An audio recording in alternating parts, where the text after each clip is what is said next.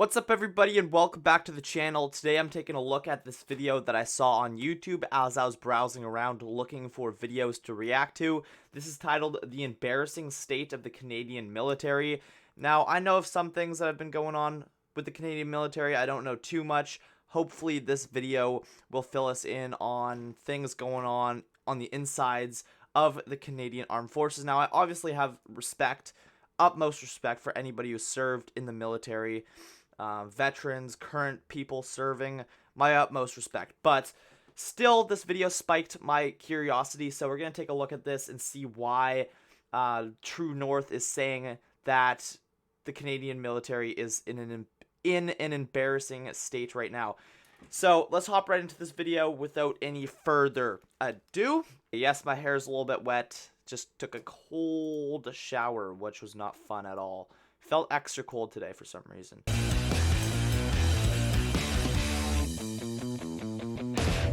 Oh, just Harrison Faulkner. This guy actually followed me on Twitter. You'll love to see it. 100 years ago, Canadian soldiers were the most feared troops in World War I. Canadians were the shock troops, the most lethal trench raiders of all the Allied forces. In short, our enemies feared us. Whereas today, our enemies can't stop laughing at us. The current state of the Canadian Armed Forces can, at best, be described as dismal. An attrition crisis, a morale crisis, and another $1 billion cut from the defense budget. What? All happening at Trudeau government proposes $1 billion cut to defense budget? Are we serious? So we're sending money to other countries, not going to get into that, but we're sending billions of dollars to other countries, and we're cutting $1 billion out of our own military. That's a really, really smart decision. Holy crap. At the same time. The state of the Canadian Armed Forces is so bad that the Chief of the Defense Staff, Wayne Eyre, a man who oversaw the implementation of unconstitutional vaccine mandates, has to routinely go on national television and tell the world that Canada literally can't defend herself. I am concerned about our readiness. I am concerned about our ability to respond at scale and at speed required. What are the limitations that you're facing right now with equipment and personnel, meaning for what you're capable of actually doing? So it comes down to readiness.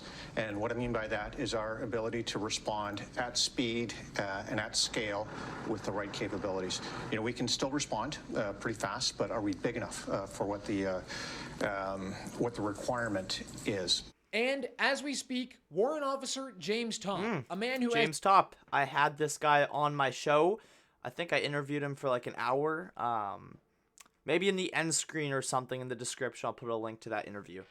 As you know, in 2022, marched across Canada from Vancouver to Ottawa over 4,000 kilometers in protest of vaccine mandates, is currently in a court-martial sentencing hearing after pleading guilty to 2 counts of conduct to the prejudice of good order and discipline. The disrespect shown to James Topp, a man who gave hope to hundreds of thousands, if not millions of Canadians during his March for Freedom in 2022 at this military show trial, is a perfect symbol of the sad and pathetic state of the once feared Canadian Armed Forces. We're going to discuss what's going on with James Topp and take a deeper look at the embarrassing state of Canada's armed forces.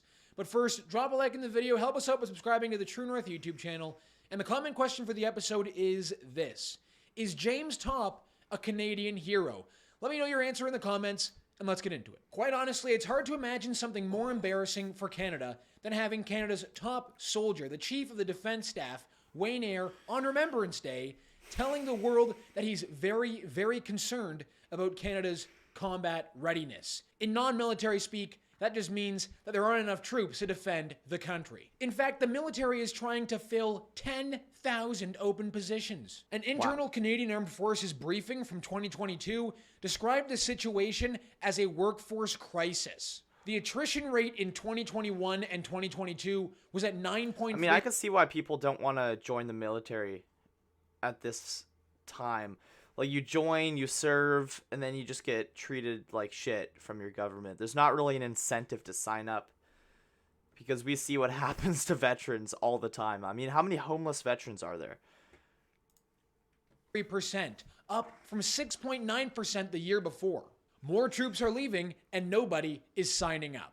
Maybe the reason that nobody is signing up to the Canadian Armed Forces is because those that do sign up get treated like garbage. Take, for example, the soldiers that have been stationed in Latvia for a NATO training mission. Those troops have literally had to resort to buying their own helmets. Oh, and if that wasn't enough... Wait, whoa, what the... Really? The troops had to buy their own helmets? They weren't supplied helmets? That's crazy. Troops going into debt to keep themselves fed while on deployment because the Canadian government isn't able to reimburse them fast enough.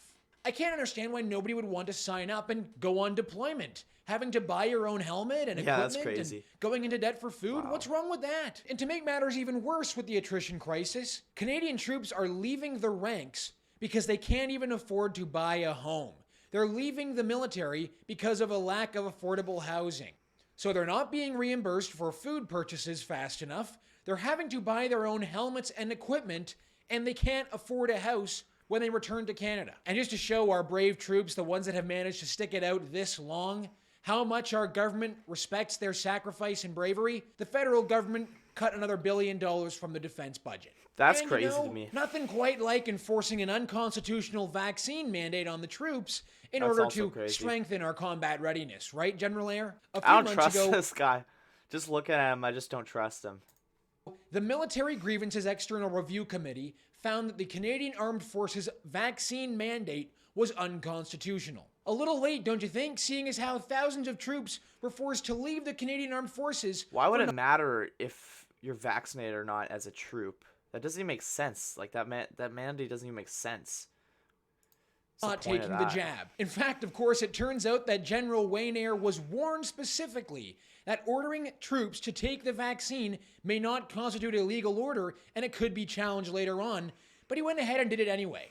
One of the troops that was forced to leave the Canadian Armed Forces after the vaccine mandate was put in place was Dallas Alexander, a JTF-2 sniper who was part of the four-person Canadian team. military looks like they need this guy. This guy looks badass. I don't think they can afford to be losing him.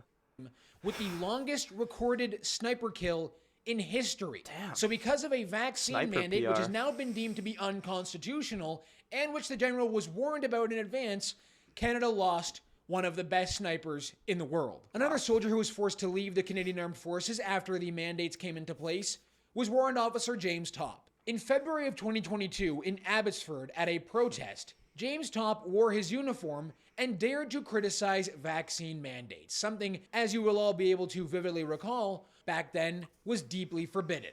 Because of daring to speak out, James Topp was dishonorably discharged from the military. But instead of just sitting around and doing nothing, James Topp took his protest nationwide. He stood up for millions of Canadians who lost their way of life, who were unable to put food on their table, who basically lost their right to do everything they were promised they could as Canadians because they didn't take a vaccine. James Topp marched across Canada, embarked on the March for Freedom, 4,000 kilometers from Vancouver to Ottawa to raise awareness for Canadians who just wanted to live a normal life. Look at these scenes of Topp marching and walking his way through Canada. Thousands of Canadian flag-waving I remember this day. That was a huge crowd. I remember I was restreaming the streams. There was like, I don't know, there's probably like 5,000 people there for him. Maybe even 10. Waited for James Topp at the War Memorial in Ottawa as he finished his monumental march. Topp brought hope to millions of Canadians and was a symbol for the world of what the best of Canada really looks like. In Topp's march across Canada, he displayed the traits that made our boys the most feared soldiers in World War I. That same courage and conviction that put this country on the map. But how was James Topp treated by the legacy media and the left in this country? He was accused of being a racist. In fact, one journalist even accused him of being a white supremacist. And today, as he is learning his fate for daring to speak out and speak up for the rights of Canadians, he is being labeled as an anti-vaxxer.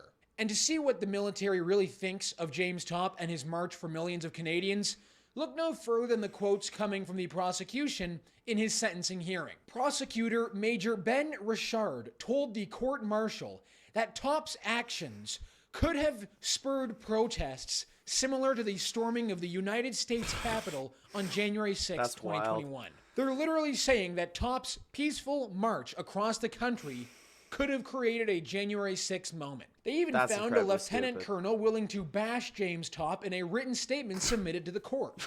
According to Lieutenant Colonel Greg Chan, James Topp's protest hurt morale and recruitment into the force. When asked if Chan had any evidence to say that Topp's historic march across Canada hurt morale, well, turns out Chan had zero evidence for that claim. I'm sure it made for some good headlines in the legacy media, however. Yes, it's James Topp's fault that nobody wants to sign up for the military. It's not people like Greg Chan who are putting people off. Surely not. It's definitely not the military hosting drag queen bingo nights for the low recruiting In the number. military? I mean, look, do whatever you want with your life, but like having that in the military, okay. That's definitely not what's driving the attrition crisis. Or definitely not the critical race theory training sessions that soldiers are forced to sit through, where they are recommended to read books like White Fragility by Robin DiAngelo. Or what about the Department of National Defense workshops titled Weeding Out Xeno-Racist and White Supremacist Elements from the Canadian Armed Forces? Workshops about weeding out xeno-racists in the Canadian Armed Forces are definitely not the reason for the attrition. It's James Topp and his protest. Maybe the Canadian Armed Forces just need to create more recruiting ads like this one to try and get more transgenders to join the forces. I knew that I was different. I always felt more comfortable with feminine forms. So it's something I worked really hard to suppress. It's something I worked really hard to hide. I didn't let people into what I was wrestling with, but I found ways to express myself in other ways which were safe. Even opening up the ranks to permanent residents, non-Canadian citizens, which is what we're doing right now, by the way. Take that in. Non-citizens of Canada can join the Canadian military. Even doing that hasn't solved the problem. As General Wayne Eyre says, he's still like this guy. very, very concerned about readiness. I don't like his eyes. What a shocking disgrace all of this really is. All right, everyone, that's going to do it for us today on the show. Thank you so much. All right, so shout out to True North and shout out to Harrison Faulkner for this video. Again, Harrison followed me on Twitter not too long ago. I love to see that. That's still so crazy to me, though. They cut $1 billion out of the budget for the Canadian military, and then they probably send like 10 times that amount to other countries. That's crazy to me. I think our own military should be a priority. Obviously, I'm not going to go into that too much because I don't know all the details, but that does sound ridiculous.